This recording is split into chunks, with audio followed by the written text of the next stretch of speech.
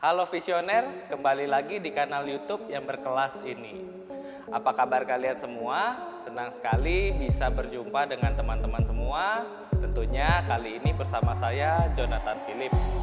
Bagi yang belum tahu, saya adalah seorang sport fisioterapis dan juga praktisi rehab trainer di First Physio. Tempat khusus bagi kamu jika ingin memperbaiki postur, rehabilitasi cedera olahraga, mencegah terjadinya cedera, dan juga untuk meningkatkan performa olahraga. Hari ini saya akan berbagi dengan visioner berkaitan tentang mitos yang salah terhadap pemanasan dalam olahraga. Karena mitos di atas, mungkin performa teman-teman tidak pernah mencapai optimal, bahkan cenderung stagnan di situ-situ saja. Tapi sebelum masuk, sabar, bumper dulu.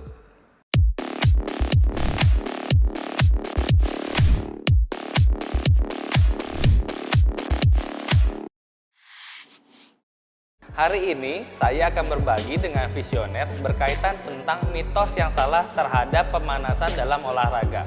Tapi sebelum masuk, jangan lupa untuk like, comment, subscribe, dan juga nyalakan tombol lonceng agar kita dapat mengetahui jika First Physio membuat video YouTube yang baru. Oke, pertanyaan yang sering muncul adalah, apa benar pemanasan yang baik berkaitan dengan performa olahraga kita?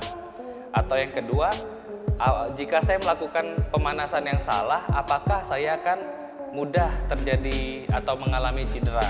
Atau yang ketiga, Kak, selama ini saya fine-fine aja melakukan pemanasan yang itu-itu aja atau tidak sama sekali, apakah itu berbahaya? Nah, pada video kali ini saya akan breakdown pertanyaan-pertanyaan tersebut supaya teman-teman memiliki paradigma yang baru. Saya punya cerita, pernahkah teringat ketika SD, SMP, atau SMA, ketika pelajaran olahraga, teman-teman melakukan pemanasan seperti halnya static stretching, lalu setelah itu diikuti oleh lari keliling lapangan 10-15 putaran di bawah terik matahari, bahkan ada yang jalan sampai dimaki-maki sama gurunya. Nah, pertanyaan atau problem yang sering timbul, apakah teman-teman senang melakukannya? Yang kedua, apakah efektif atau tidak? Atau yang terakhir, seringnya terjadinya kecurangan atau cheating dalam melakukan pemanasan tersebut, menimbulkan ketidakefektif atau hilang esensi dari pemanasan dalam berolahraga.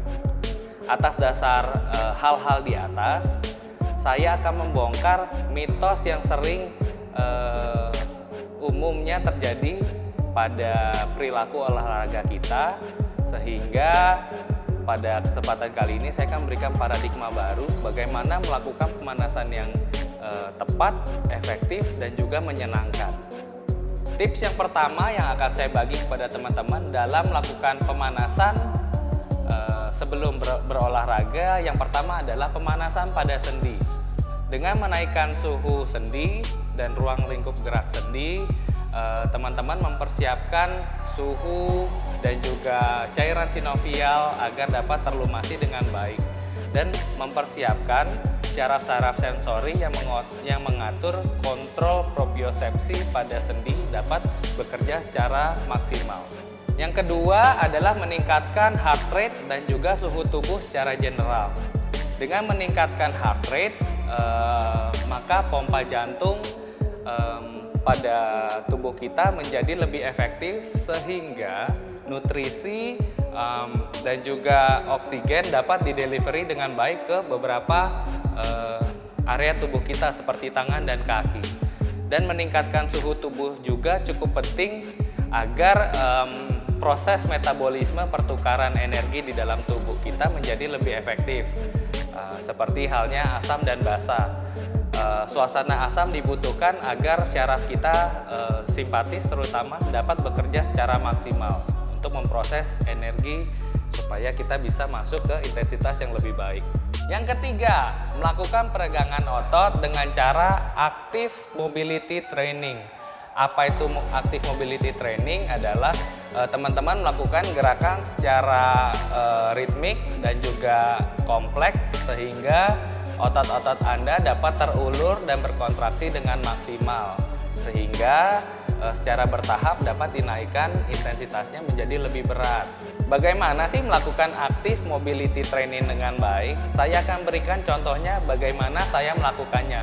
Teman-teman dapat memodifikasinya berdasarkan preferensi dan juga menyesuaikan dengan ruang lingkup gerak sendi yang Anda kejar.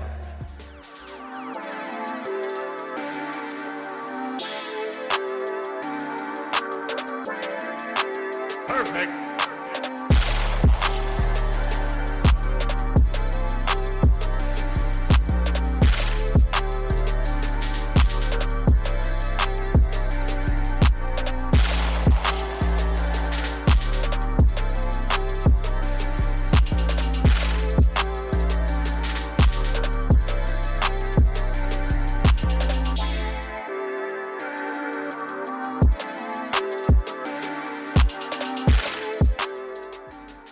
Dan yang terakhir, keempat adalah berilah waktu yang cukup bagi badan Anda untuk melakukan pemanasan sehingga hormon-hormon yang diperlukan dalam berolahraga dapat terekspresi dengan baik, seperti hormon adrenal, testosteron, lalu ada juga hormon insulin dan juga glikogen, lalu ada epinefrin, norepinefrin, dan juga endorfin yang berguna dalam menentukan hype kamu dalam berolahraga, menentukan fokus, dan juga metabolisme reaksi kimia lainnya yang terjadi pada tubuh kita. Setelah mendengarkan tips-tips di atas, maka akan terjadi pro dan kontra dengan paradigma yang baru. Seperti pro-nya adalah latihan-latihan di atas cenderung lebih efektif dan juga lebih sustainable bagi badan kita. Sehingga ketika kita melakukan persiapan olahraga, badan kita menjadi lebih siap, performa kita juga lebih bagus, dan dalam jangka panjang memberikan benefit-benefit latihan yang dibutuhkan badan kita untuk men-tackle kehidupan kita sehari-hari. Kontranya, dengan tips-tips yang saya berikan di atas cenderung lebih panjang sehingga tidak efektif bagi teman-teman yang kurang sabaran dalam melakukan pemanasan, sehingga butuh teman untuk saling mengingatkan atau carilah profesional yang membantu Anda membuat latihan-latihan yang cukup menyenangkan, efektif, tapi juga goalnya juga tetap dapat tercapai dengan baik. Nah, itu adalah tips-tips yang dapat teman-teman lakukan agar mencegah kita semua untuk melakukan pemanasan yang salah dan cenderung tidak efektif. Ingat, teman-teman dapat memodifikasinya sesuai dengan preferensi teman-teman. Yang perlu diingat ada 4 hal. Yang pertama adalah jangan lupa untuk memobilisasi sendi Anda agar dapat digerakkan atau cairan sinovial dapat masuk sehingga gerakan-gerakan yang dibutuhkan dalam olahraga menjadi lebih siap dan teman-teman terhindar dari cedera.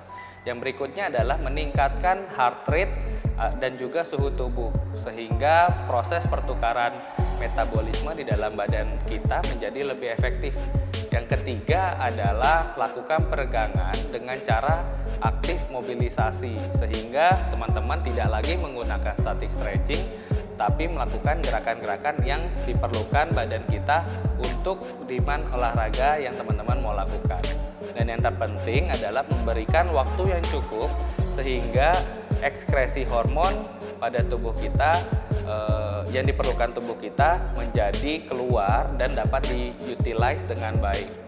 Nah, keempat hal tersebut memberikan dampak yang cukup bagus untuk badan kita dalam jangka panjang dan juga memberikan benefit-benefit yang kita harapkan ketika melakukan aktivitas berolahraga. Maka saya memberikan bonus tips tambahan. Yang pertama adalah ketika melakukan gerakan pemanasan, lakukanlah dari gerakan yang lambat menuju gerakan yang lebih cepat. Lalu yang kedua adalah lakukan gerakan dari gerakan-gerakan yang sederhana, yang simple, dan melakukan progresif menjadi gerakan yang lebih kompleks.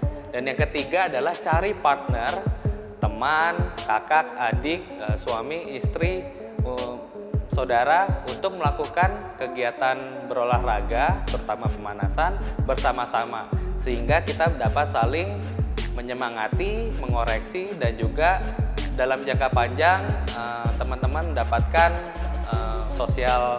kehidupan sosial yang lebih baik. Tunggu apa lagi?